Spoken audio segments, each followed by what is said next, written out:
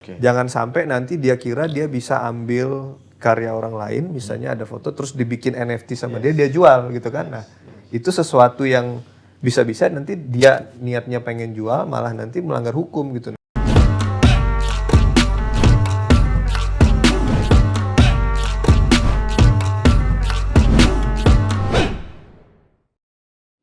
Halo Sobat Bisnis, kembali lagi dengan saya David Eka Istiabudi di program Talks.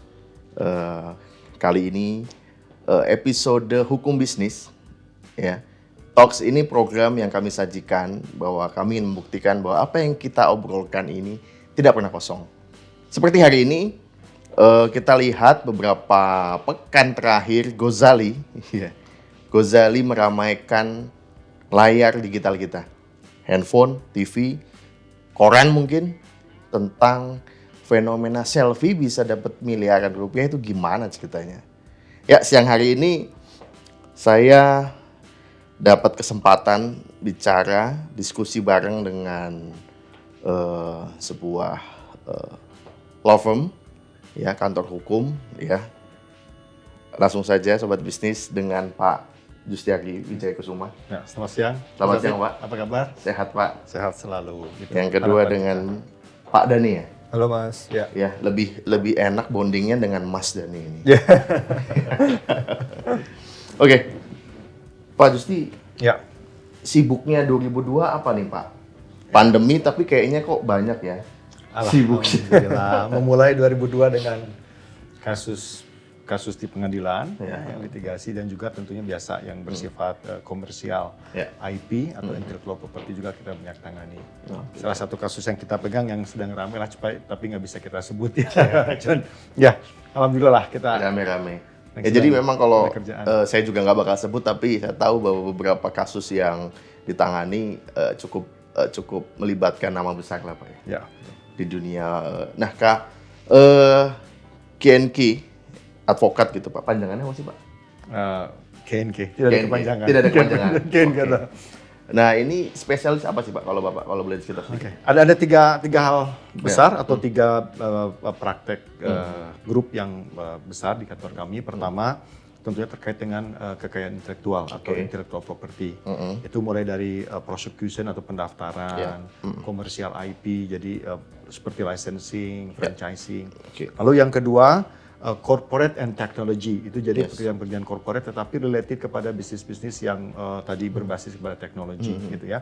Yang ketiga, dispute resolution atau grup litigasi, jadi ketika terjadi perselisihan, nah ini ada tiga bidang besar yang kami jalankan di kantor kami. Firma hukum Bapak ini terkait dengan firma hukum internasional atau memang independen? Kami ada kerjasama tetapi tidak eksklusif dengan salah satu kantor hukum namanya Bird and Bird yang ada di 27 negara di dunia. Jadi kami merupakan bagian dari network mereka. Kalau di firma hukum maksudnya kerjasama itu berarti kalau mereka punya klien bisa saling refer aja. Gitu. Sahabat baik lah. Kita udah tahu lah ini temannya dia, udah saya kasih dia, saya percaya gitu. Dia orangnya cincai, harganya bagus gitu aja sih. Tapi tidak eksklusif. Artinya dia bisa pakai yang lain kalau nggak cocok sama kita gitu. Tapi kita adalah firm to go-nya ketika mereka perlu firma hukum yang membantu mereka pekerjaan di Indonesia. Siap. Mas Dani Kobrata ini salah satu partnernya, Pak ya, dari ini. Mungkin di fokusnya Mas Dani apa, Mas? Kalau saya itu banyak menangani isu-isu hukum terkait dengan teknologi, Mas. Gitu ya. Jadi tadi Pak Justi bilang kan kita punya corporate technology. Nah, corporate technology itu timnya saya yang pimpin. Jadi kita banyak berkutat di isu-isu misalnya terkait dengan teknologi gitu ya, kayak misalnya kripto gitu misalnya, atau data pribadi, e-commerce, fintech, IP juga yang digital gitu. Jadi banyak hal-hal baru gitu ya terkait dengan teknologi itu tim saya yang handle gitu. Mungkin sebentar lagi komersialisasi NFT. Ada divisi baru lagi itu. Bisa jadi divisi baru gitu kan gara-gara Gozali. Ya, terima kasih Gozali sudah bikinin PWP ya. Oke, mungkin pertanyaan pembuka saya ini. Kita ini kan koreksi saya, Pak, kalau salah. Tapi saya nggak usah ngomong digital dulu lah. Tapi kepedulian kita, awareness kita untuk hak atau hukum kekayaan intelektual itu masih so-so saya lihatnya. Ya. Ini konvensional ya Pak ya. Ya. Jadi terlalu banyak masih barang-barang bajakan gitu. Mungkin saya juga mungkin dulu kita copy paste bikin makalah gampang banget dari Google gitu.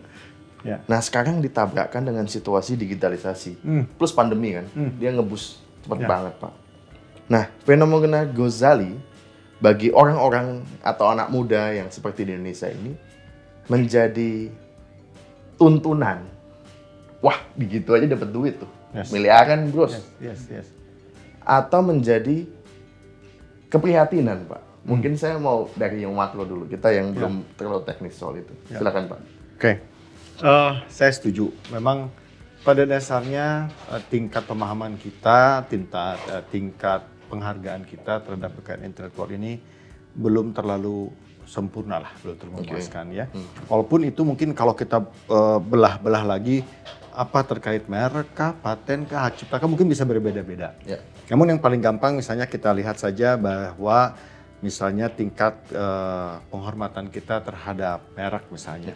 Beberapa waktu yang lalu Asosiasi Masyarakat Indonesia Anti Pemalsuan misalnya meluncing studi ekonomi. Di sana kelihatan ternyata masih tinggi tingkat kerugian yang kita derita.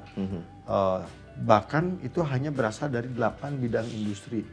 Ya, lebih dari 100 triliun kerugian ekonomi yang diderita. Belum lagi multiplier efeknya, kesempatan kerja, GDP dan lain-lain. Nah, jadi ya memang seperti itu. Namun demikian, di sisi lain saya pun sebagai praktisi melihat sudah mulai muncul awareness minimal untuk melindungi.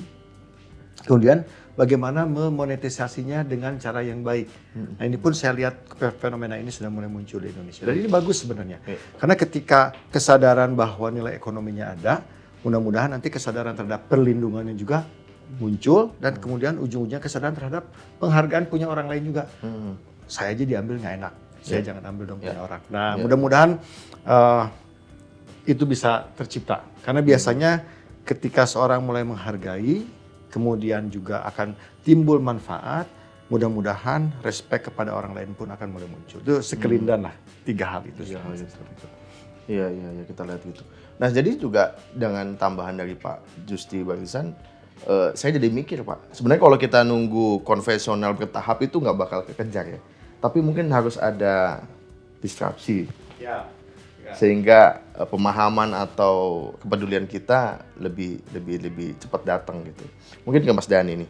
Mas Dhani kalau ngelihat fenomena Ghazali gitu,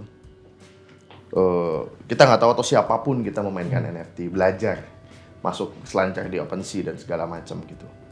Nah dari sisi teknologinya ini, saya yakin juga saya kalau buka aplikasi belum tentu baca term on condition langsung oke aja gitu. Kayaknya belum ada juga yang ngebaca. Ini langsung ngomong soal dia dapat duit segitu besar gitu. Itu gimana ya kalau kita lihat fenomena itu juga hari ini? Fenomena Ghazali ya. Jadi memang tadi menyambung Pak Justi juga gitu ya.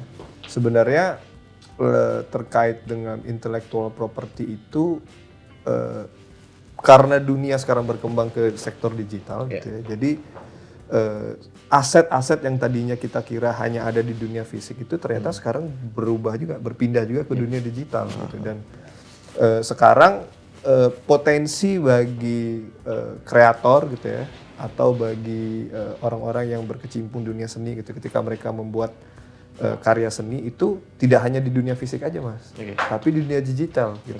Jadi banyak sekali sekarang potensi yang bisa kita gali sebenarnya di dunia digital gitu, bukan hanya dunia. Apalagi kalau kita lihat sekarang bukan hanya di Indonesia tapi di dunia itu kan perkembangan teknologi, pemanfaatan teknologi semakin besar dan orang-orang sekarang lebih mungkin banyak menghabiskan waktu di internet gitu, di dunia digital, sehingga apapun yang kita jual di dunia digital itu pun bisa punya value gitu Mas. Bahkan mungkin bisa surpass yang ada di dunia fisik gitu loh. Jadi itu suatu keniscayaan dan saya yakin akan terus berkembang sih Mas. Iya, setuju soal dunia digital karena kita sekarang nyari komputer spek desain VGA-nya langka. Iya. Itu buat mining semua mungkin ya. Nah, betul. kalau kita lihat dari sisi tadi Mas Dani bilang soal kita punya potensi cuan di situ. Seperti sosial media, sebenarnya etika belum diomongin, norma belum diomongin, tetapi kita ingin bangun ekosistemnya dulu. Tetapi karena melibatkan, nah kita masuk kekayaan intelektual. Nah gimana? NFT ini sama dengan, apakah selalu bicara karya seni? Lalu apakah eksklusif? Eksklusif maksudnya saya yang menghasilkan sendiri atau jangan-jangan saya kumpulin 10 kendaraan bermotor, saya foto, saya timelapse selama 10 tahun, tapi kan itu buat kendaraan saya. Nah itu gimana tuh Mas Dani soal itu? Sebenarnya gini Mas, kalau kita ngomong apakah suatu ciptaan itu karya seni atau enggak, itu sebenarnya agak subjektif gitu ya. Kalau mungkin sebagian orang ngelihat kayak fotonya Ghazali itu, oh ini mah foto selfie biasa, saya bisa selfie. Tapi somehow ada yang orang ngelihat, oh ini ada nilai seninya gitu kan. Nah tapi memang hampir selalu gitu ya, apapun yang kita ciptakan itu selalu punya perlindungan hak ciptanya, gitu Mas. Jadi ya selama itu dilindungi hak cipta, orang itu bisa mengkomersialisasikan ciptaannya itu gitu loh. Iya. Nah, sorry Mas, Siapa? saya tambahkan ini, tapi perlu kita klarifikasi bahwa NFT bukan sama dengan Iya betul. hak cipta Oke. atau atau copyrightable. Nah ini harus, NFT itu sebenarnya apa sih? Kan itu kan sebenarnya metadata yang di-encode ya, yang di-encode. Jadi misalnya tadi ini KNK, tulisan KNK kemudian dijadikan satu kode token tadi, lalu muncullah KNK-nya. Apakah itu merupakan satu karya seni atau tidak? Subjektif. Apakah itu sesuatu yang dilindungi karya ciptanya? Belum tentu. Mereknya yes, KNK sebagai jasa firma hukum, konsultan hukum. Tetapi belum tentu itu copyrightable. Nah ini juga yang perlu kita klarifikasi gitu kan. Belum tentu NFT itu selalu copyrightable. Mungkin jika NFT-nya tadi karya foto, selfie, kemudian pemandangan, lukisan Avandi, yes, is copyrightable. Tetapi juga itu ada isu-isunya sebenarnya. Siapa yang meng-NFT-kan? Katakanlah NFT menjadi suatu kata kerja. Siapa yang meng-NFT-kan? Kalau yang meng-NFT-kannya bukan Avandi, bisa jadi itu pelanggaran. Nah ini ada isu-isu ya, nanti kesananya ini akan terus bergerak Mas. Seperti dulu kita bagaimana evolusi, saya bilang banyak kan menjadi revolusi software itu pelindungannya, kemudian pelanggarannya gitu. Sama dengan NFT pun. Nanti kan sekarang sudah ada beberapa kejadian, contohnya sekarang ada kasus Max ya melawan Quentin Tarantino. Pulp Fiction ini mau di-NFT-kan sama Quentin Tarantino. Nih Max, gua suluh. Nah, siapa yang punya hak? Ini hal yang menarik ya. Nah, mungkin nanti akan isu-isu seperti itu akan banyak terjadi gitu seperti itu. Plagiarisme masih tetap mungkin terjadi walaupun menjadi sangat sulit karena teknologi blockchain di dalam NFT itu. Tapi masih tetap bisa terjadi. Apabila terjadi bagaimana? Nah, ini isu yang menarik lagi tentang NFT, khusus kita bicara NFT nih. Isu royalti ketika si digital creation itu berpindah. Nah kan kalau lukisan, kita beli lukisan yang sifatnya fisik nih, katakanlah ini lukisan gitu. Saya jual ke Dani jual lagi orang lain, dia sit. Saya jual ke Dani 100 juta, Dani jual ke orang lain 1 miliar, dia cuannya 900 juta, dia sit, saya nggak ada apa-apa. NFT different, saya dapat royalti. Nah ini sesuatu yang baru, yang belum pernah ada di hak kita kecuali untuk ya lagu, ya kan lagu kan seperti itu royaltinya. Ini NFT ini ada royalti. Nah ini sesuatu yang menarik, artinya Ghazali kalau misalnya dia udah dapat 1 miliar nih, lalu si kolektor jual dapat 2 miliar, dia dapat lagi royalti, dia dijual lagi dan itu bisa tertrace. Kenapa? Dengan teknologi blockchain. Nah ini yang menarik dari NFT itu sebenarnya. Aspek keadilannya ada. Sangat ada, sehingga bagi seniman ini bisa menjadi salah satu istilahnya breakthrough bahwa untuk memperbaiki nasib kan kadang-kadang mereka kasihan loh Pak. Mas David ya, saya melukiskan saya waktu itu cuma laku 50 juta, apalagi saya perlu duit, saya jual 10 juta. Ternyata bagus dijual laku 200 juta gitu kan. Nah ketika dia jual lagi 200 juta, saya akan punya hak atas royalti. Betul. Jadi Berapa persennya ada di micro kontraknya ya ya, biasanya? ada. Jadi ini tuh permasalahan yang mungkin kalau sebelumnya tuh kan banyak misalnya merugikan pelaku seni gitu misalnya, mereka bikin musik, mereka bikin Nggak tahu lah. gambar, tapi kan selama ini kan negosiasi pakai paper gitu kan. Kadang-kadang mereka nggak ngerti. Nah sekarang pakai ada istilahnya itu smart contract itu gitu ya, secara otomatis mereka udah bisa menentukan sendiri kalau kalian beli NFT saya, ketentuan yang berlaku adalah ini gitu. Jadi meminimalisir juga kalau menurut saya gitu ya, kemungkinan kreator-kreator ini jadi dirugikan gitu ya, dibandingkan sebelumnya gitu Bang. Jadi penyedia platformnya seperti OpenSea juga dia aware dengan hal itu ya. Betul. Dan mereka ingin bikin ini se-fair mungkin lah gitu untuk kreator. Nah itu seperti mungkin saya mencuri di bagaimana perlindungan di YouTube lah misalkan. YouTube ini kalau kita pakai audio orang atau bahkan kita menggumam nadanya itu dalam waktu tertentu sudah kena ini. Nah dari sini saya melihat adil banget ya. Tapi nggak mungkin kan Pak. Tadi Bapak sempat bilang masih banyak faktor dan membuat potensi uang, potensi hukum juga dong. Nah dalam artian kesiapan, ya saya bilang kesiapan kita atau misalkan kapan sih akan menjadi isu Pak? Kasus hukum ini kapan nih kalau misalkan kita lihat hal ini terjadi? Kalau secara filosofis begitu ada konteks sosial, di situ ada potensi masalah hukum. Kan begitu. Ketika Robinson Crusoe tinggal sendiri di satu pulau, ini pelajaran anak-anak fakultas hukum ya, Robinson Crusoe. Dia hidup sendiri, nggak ada masalah hukum, nggak ada aturan. Begitu ada orang lain lagi menginjakkan kakinya di pulau itu, otomatis betul ada aturan. Ini air punya siapa yang boleh ambil ikan siang hari, siapa yang boleh makan di malam hari. Tiba-tiba jadi ada aturan, dan ketika itu dilanggar, jadi ada pelanggaran, ada sanksi. Jadi ketika ditanya, kapan ada isu hukum? Begitu ada permasalahan, begitu si Gozali selfie-nya dibeli, di situ ada kontrak, di situ ada potensi pelanggaran, di situ ada potensi default, seperti itu. Jadi saat ini pun sudah ada potensi-potensi permasalahan. Tadi contoh NFT, langsung ada masalah nih Max lawan Quentin Tarantino. Mungkin nanti tiba-tiba ada orang yang memindai fotonya si Gozali, terus diklaim sebagai NFT saya. Gozali harus apply untuk delisting atau take down, apapun lah istilahnya nanti ya. Ya kan bisa seperti itu. Nah jadi sekarang saya lagi di-approach oleh salah satu penyanyi senior yang sudah sangat terkenal lah. Lagu-lagunya banyak dimainkan di bulan puasa. Ada orang loh NFT namanya dia.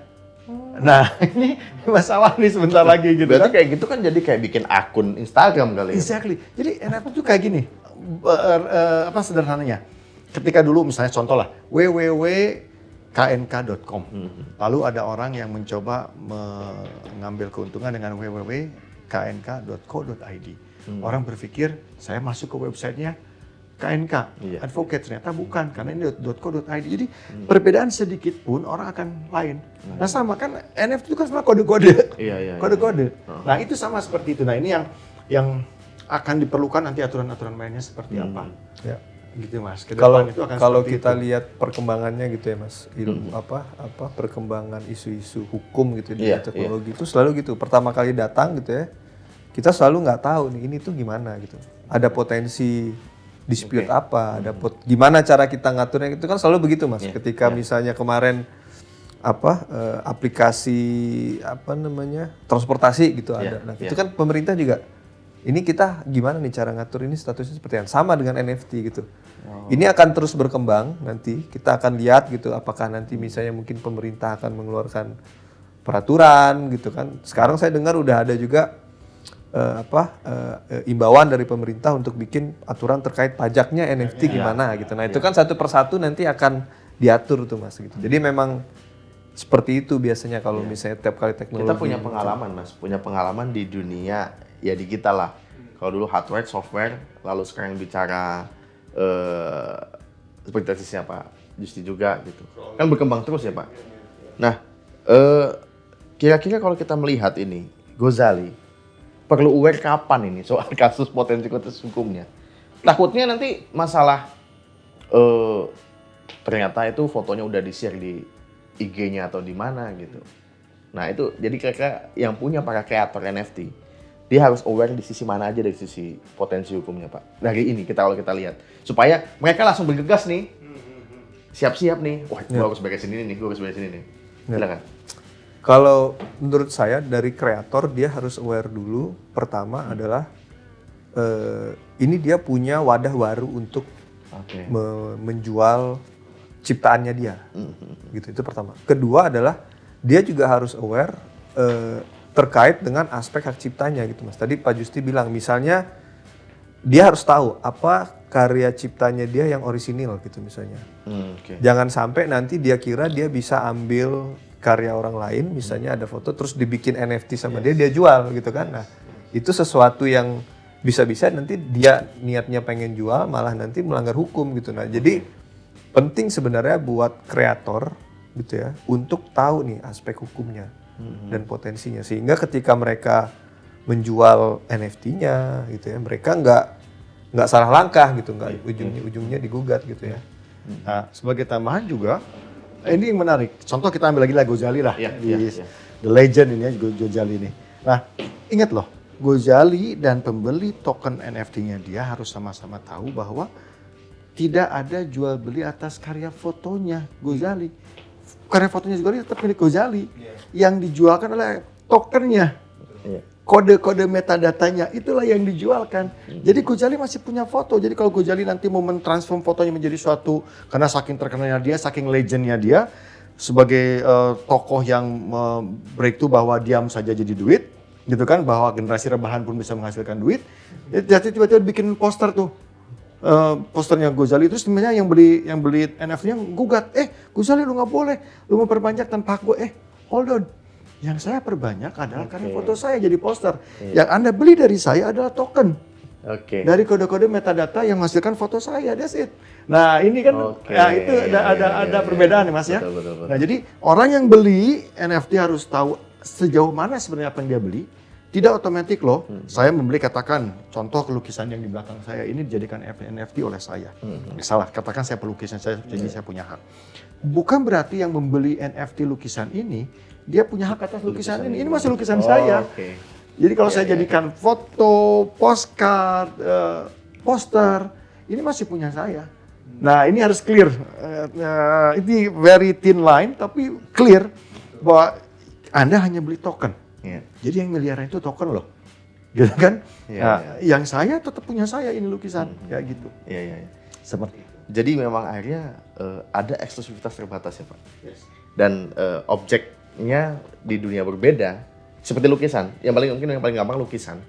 Jadi ketika nanti kita lihat ada lukisan Raden Saleh dijadikan NFT semua, itu hanya NFT-nya saja, tapi tidak lukisannya Pak. Meskipun itu susah. Nah Gozali bikin album selfie 5 tahun. Mungkin aku sekarang. Nah, gitu. Bicaralah kepada kami untuk Dan abis itu kalau nggak salah Tokopedia juga ada digugat tuh Mas.